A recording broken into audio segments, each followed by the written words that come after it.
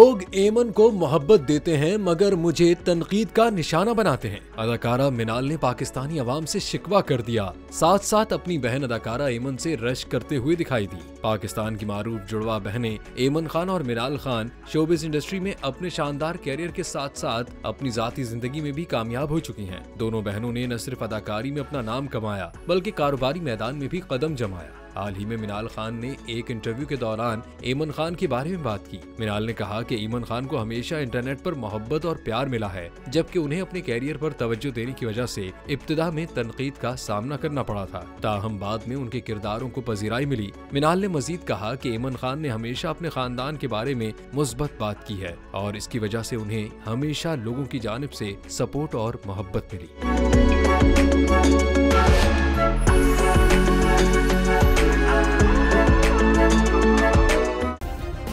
Subscribe करें और bell दबाएं ताकि कोई खबर रह न जाए।